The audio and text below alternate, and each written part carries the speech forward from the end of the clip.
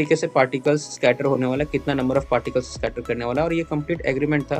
तो यहाँ से बात पता बराबर लिख सकते हैं e square by 4 pi epsilon naught times of m v square. यहाँ से वेलोसिटी और आर के बीच में रिलेशन हो गया।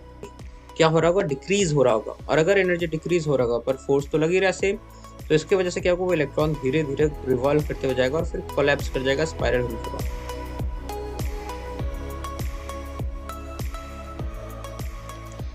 सो जॉन डाल्टन ने जैसा कि बताया था कि एटम्स आर इनडिविजिबल पार्टिकल, मतलब कि एटम्स को फर्दर डिवाइड नहीं किया जा सकता है। बट जे थॉमसन के द्वारा इलेक्ट्रॉन्स के खोज के बाद में ये प्रूव हो गया था कि एटम्स जो है उसके अंदर और भी पार्टिकल्स मौजूद होते हैं।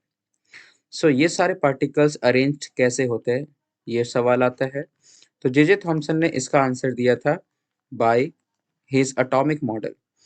तो उन्होंने अपना एटॉमिक मॉडल जो दिया था, जिसको कि हम लोग वाटरमेलन मॉडल भी कहते हैं, इसमें बताया था कि जिस तरीके से वाटरमेलन में सीड्स होता है, ठीक वैसे ही एक इलेक्ट्रॉन्स जो होगा एटम के अंदर में एम्बेडेड होगा रेंडमली, और कंप्लीट जो हमारा जो एटम होगा वो पॉजिटिवली चार्ज्ड होगा।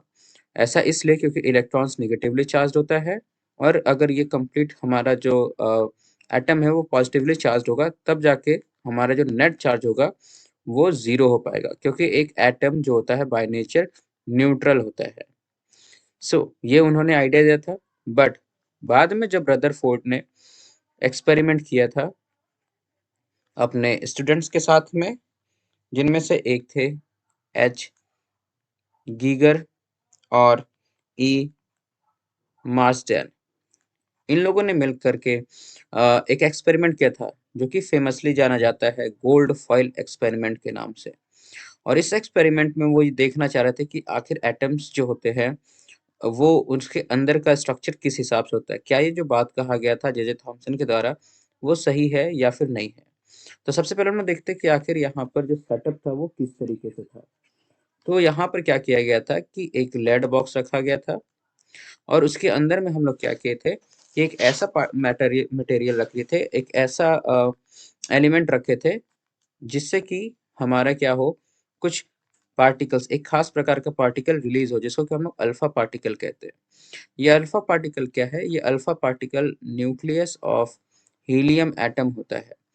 हीलियम एटम जो होता है हम लोग जानते हैं कि एटॉमिक नंबर 2 होता है, इसके पास में 2 प्रोटॉन, 2 न्यूट्रॉन और 2 इलेक्ट्रॉन होता है। मतलब इसके न्यूक्लियस में 2 प्रोटॉन और 2 न्यूट्रॉन होगा, इस पे 2 प्लस चार्ज यहाँ पे होगा और बाहर में 2 इलेक्ट्रॉन्स होगा। बट अगर हम लोग इस इलेक्ट्रॉन्स को रिमूव कर दें तो ये He2+ बन जाएगा, और इसी को हम लोग अल्फा पार्टिकल कह रहे हैं। यहाँ पर हमारा एक मटेरियल, ये बिस्मथ, ये एक रेडियो एक्टिव मटेरियल होता है। मतलब ये क्या करता है ना कि अल्फा पार्टिकल को इमिट करता है।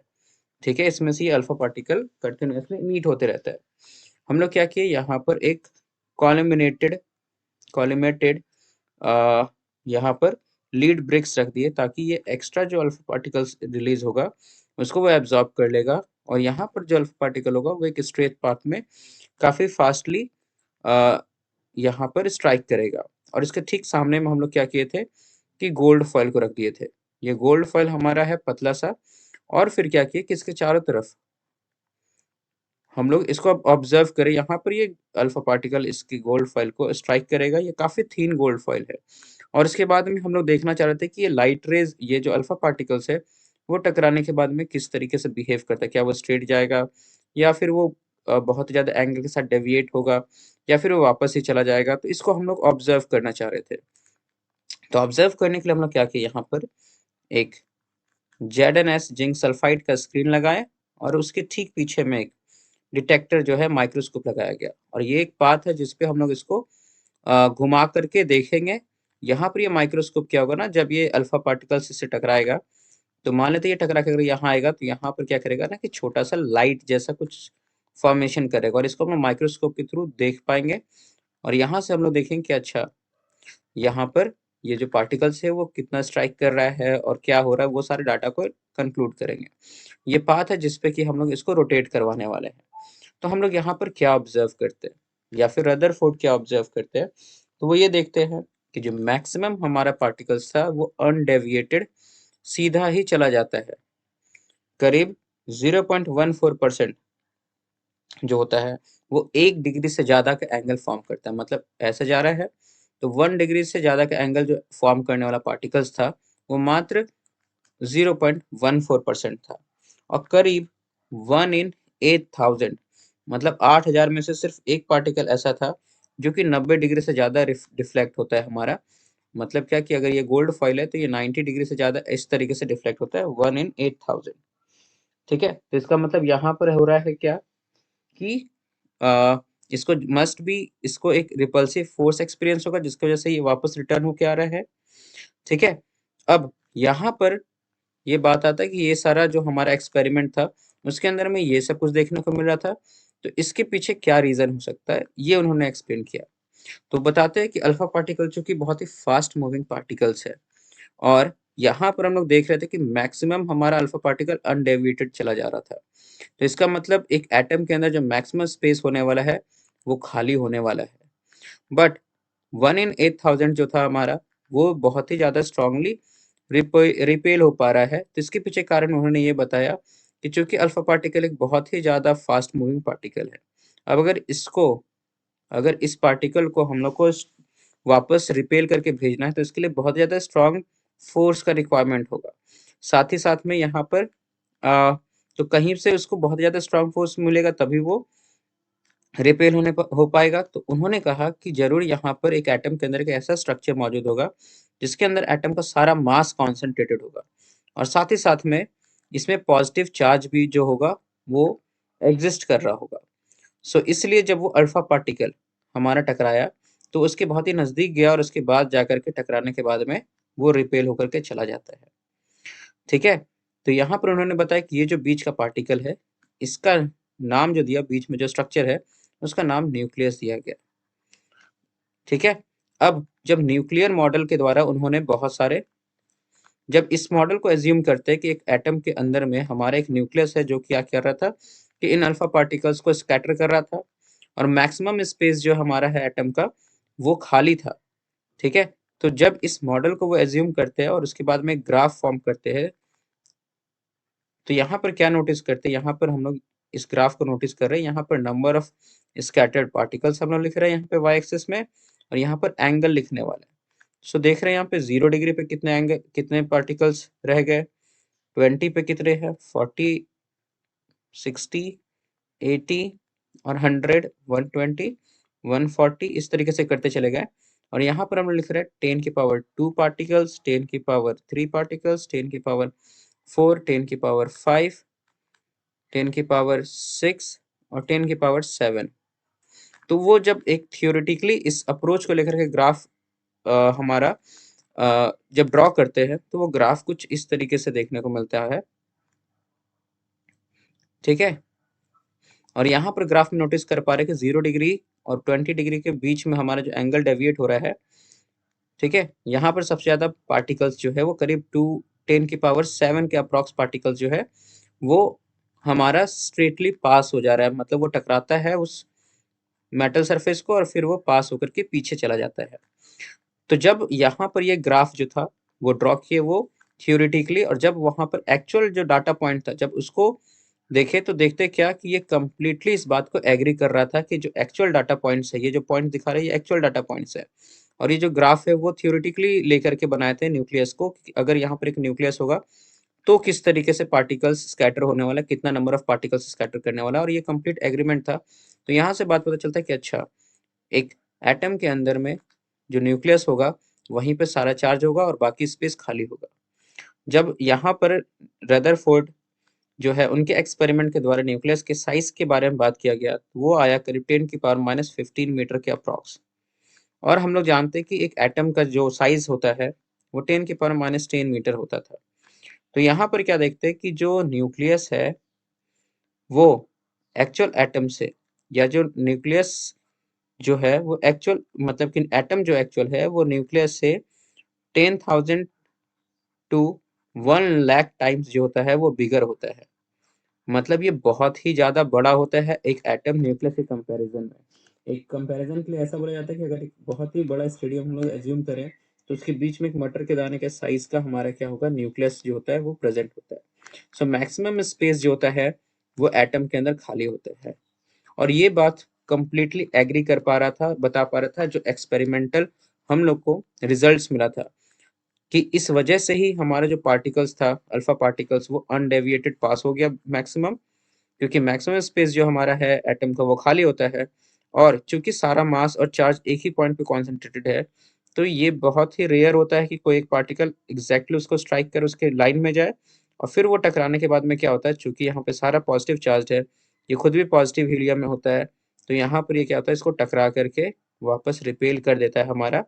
ठीक है, और इस वजह से वो बहुत ही लार्ज एंगल के साथ में डेविएट कर देता है।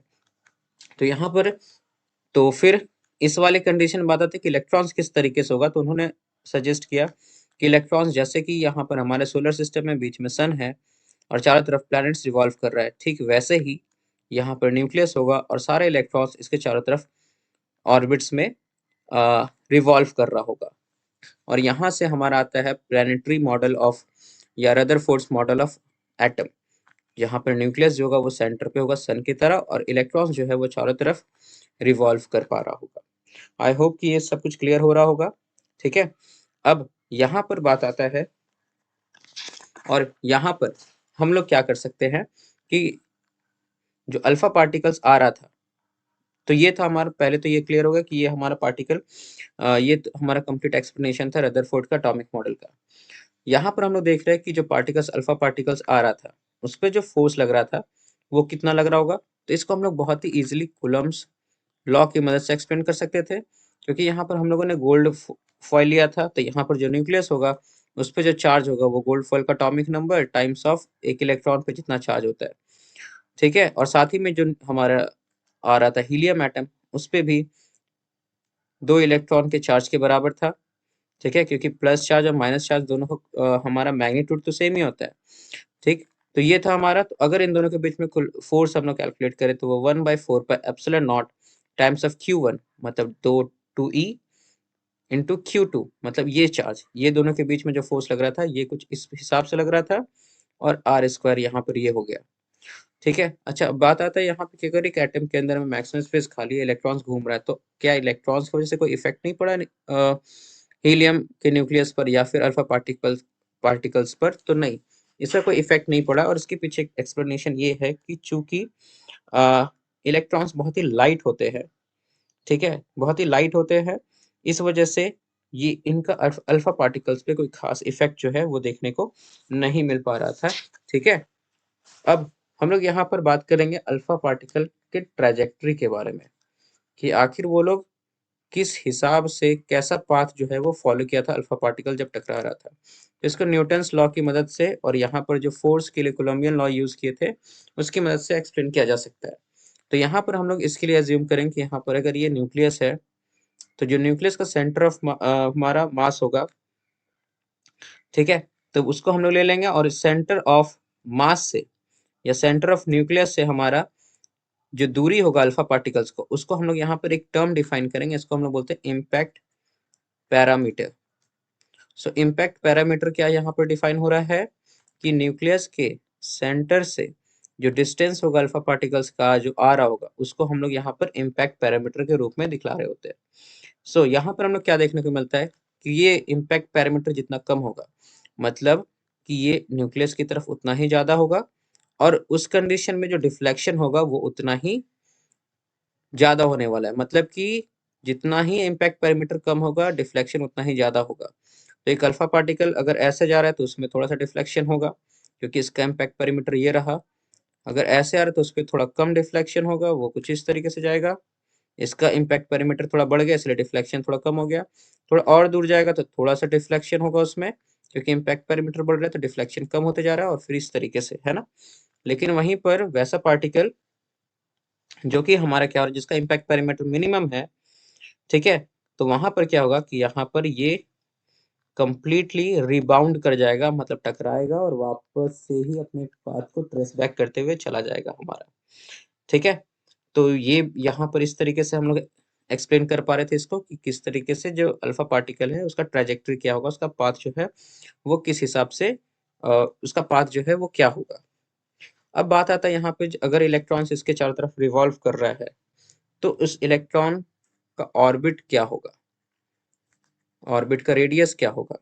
तो हम लोग इसको बहुत ही इजीली एक्सप्लेन कर पाएंगे कि अगर इलेक्ट्रॉन चारों तरफ रिवॉल्व कर रहा है हमारे पार्टिकल्स न्यूक्लियस के, तो एक इलेक्ट्रॉन पे जो चार्ज होता है और यहाँ पर जो न्यूक्लियस है, ये दोनों एक दूसरे को अट्रैक्ट कर रहा होगा बाय कोलम्बियन फोर्स, ठीक है, और यही सेंट्रीपिटल फोर्स भी प्रोवाइड कर रहा होगा जिसकी वजह से ये एक सर्कुलर पाथ पे रिवॉल्व करेगा। तो यहाँ पर अगर हम लोग कूलॉम के लॉ की मदद से फोर्स निकालें तो ये क्या आ जाएगा, 1/4πε0 टाइम्स ऑफ, यहाँ पर हम लोग अभी बात कर रहे हैं तो जो चार्ज होगा हमारा यहाँ पे वो कितना हो जाएगा, Q1 Q2, मतलब Q1 की जगह भी E है, Q2 की जगह भी अगर E है, ठीक है, तो हमारे यहाँ पर क्या हो जाएगा, ये E² बाय R²। ये क्लियर हो रहा है, ठीक है। अब यहाँ पर हम लोग क्या बात करें कि सेंट्रीपिटल फोर्स के बारे में बात करें, तो सेंट्रीपिटल फोर्स जो हमारा होगा उसका फॉर्मूला क्या होता है, mv²/r। अब ये दोनों इक्वल होगा तो यहाँ से लिख सकते हैं mv²/r is equal to 1/4πε0 times of E²/r²। अब यहाँ पर हम लोग अगर इसको थोड़ा सा रीअरेंज करें तो हम लोग यहाँ पे क्या देखते हैं कि यहाँ से हम लोग r बराबर लिख सकते हैं E²/4πε0 टाइम्स ऑफ mv²। यहाँ से वेलोसिटी और r के बीच में रिलेशन हो गया। हम लोग देख रहे हैं कि वेलोसिटी और r के बीच में रिलेशन जो है वो इनवर्स है, मतलब ये r जितना छोटा होगा ये वेलोसिटी उतना ही ज्यादा होने वाला है। ये था हमारा for radius of the orbit. अब अगर हम लोग बात करें कि यहाँ पर अगर इलेक्ट्रॉन्स घूम रहा है, ये था बात हाइड्रोजन एटम के लिए, इसीलिए यहाँ पे हम लोग Q1 भी ई लिए, Q2 भी ई लिए, ठीक है। अगर हम लोग बात करें फॉर एक हाइड्रोजन एटम के लिए और वहां पर देखें कि टोटल एनर्जी कितना होने वाला है, तो टोटल एनर्जी होगा हमारा वो कितना होने वाला है, तो एनर्जी को हम लोग कैसे फाइंड आउट कर सकते हैं, किसका एनर्जी यहाँ बात हो रहा है, इलेक्ट्रॉन्स की एनर्जी के बारे में बात हो रहा है कि एक इलेक्ट्रॉन का एनर्जी कितना होगा। तो काइनेटिक एनर्जी जो होगा इलेक्ट्रॉन के पास में वो होगा k = ½ of mv²। ठीक है, यहाँ पर हम लोग क्या कर सकते हैं, v का वैल्यू जो है वो यहाँ से फाइंड आउट कर सकते हैं। तो यहाँ से अगर हम लोग v का वैल्यू फाइंड आउट करें तो यहाँ से क्या हो जाएगा, ये v² इज इक्वल टू, इसको हम इधर भेज देते हैं, ये हो जाएगा E²/4πε0 ऑफ mr। इसके वैल्यू को अगर यहाँ पुट करेंगे तो ये बन जाएगा 1/2 ऑफ mv²। तो v² मतलब E², तो यहाँ पर आ जाएगा E²/4πε0 ऑफ mr। तो यहाँ से ये कैंसिल हो जाएगा और यहाँ पे बचेगा E² बाय यहाँ पर 8πε0r। अगर हम यहाँ पे पोटेंशियल एनर्जी के बारे में बात करें तो पोटेंशियल एनर्जी क्या हो जाएगा हमारा, -1/4πε0 टाइम्स ऑफ Q1 Q2, मतलब E²/r हो जाता है, ये हम लोगों ने बात किया पहले ही।